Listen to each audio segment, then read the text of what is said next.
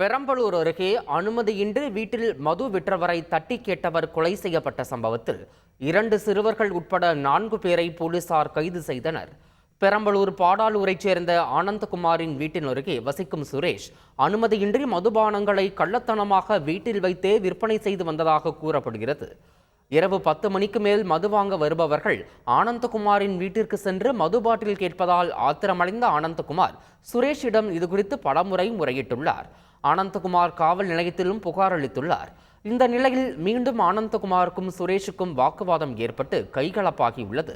ஒரு கட்டத்தில் சுரேஷ், அவரது மனைவி கீதா, 17 வயது மகன் மற்றும் உறவினரின் மகன் ஆகிய 4 பேரும் ஆனந்தகுமாரின் மீது கல்லை கொண்டு எரிந்துள்ளனர். பெரிய இரும்பு கம்பியை எடுத்து முதுகில் குத்தியதில் ஆனந்தகுமார் அங்கேயே உயிரிழந்தார்.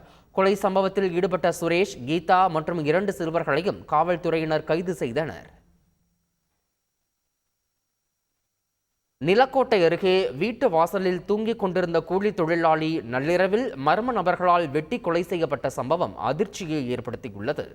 திண்டுக்கல் மாவட்டம் நிலக்கோட்டை அருகே உள்ள நடுப்பட்டி கிராமத்தைச் சேர்ந்த கூலி தொழிலாளி ஆண்டார் தனது வீட்டின் முன்புறம் இரவு தூங்கிக் கொண்டிருந்துள்ளார். நள்ளிரவில் அங்கு வந்த மர்ம நபர்கள் அவரை சரமாரியாக வெட்டியதில் ஆண்டார் சம்பவ இடத்திலேயே உயிரிழந்தார். இதனைத் தொடர்ந்து காவல்துறை துணை கண்காணிப்பாளர் தலைமையில் 2க்கும் மேற்பட்ட தனிப்படை அமைத்து தீவிரமாக கொலையாளிகளை பிடிப்பதற்காக தேடுதல் பணி நடைபெற்று வருகிறது. நடுப்பட்டி கிராமத்தில் பட்டியலின மக்கள் மட்டுமே வசித்து வரும் நிலையில் வாகனம் நிறுத்துவது தொடர்பாக பக்கத்தில் கிராமமான காரியாம்பட்டி பகுதியினருடன் பிரச்சனை எழுந்தது. அதில் 2 கிராம மக்களும் மோதிக்கொண்ட நிலையில் அதன் தொடர்ச்சியாக இந்த கொலை நிகழ்ந்ததா என போலீசார் விசாரணை நடத்தி வருகின்றனர். 2 கிராமங்களுக்கும் இடையே 10 ஆண்டுகளுக்கும் மேலாக சாதிய மோதல் இருந்து வரும் நிலையில் முன்னெச்சரிக்கையாக அங்கு போலீசார் குவிக்கப்பட்டுள்ளனர். சிதம்பரம் அருகே இடப்பிரச்சனை காரணமாக சொந்த பெரியப்பாவை தம்பி மகனே அடித்து கொன்ற சம்பவம் அதிர்ச்சியை ஏற்படுத்தியுள்ளது.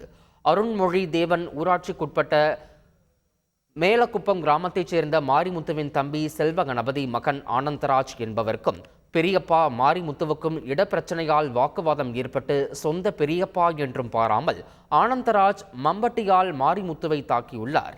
மாரிமுத்து இரத்த வெள்ளத்தில் உயிரிழந்த நிலையில் போலீசார் ஆனந்தராஜை கைது செய்து தீவிர விசாரணை நடத்தி வருகின்றனர். செய்திகளை உடனுக்குடன் தெரிந்து கொள்ள உடனே சப்ஸ்கிரைப் பண்ணுங்க.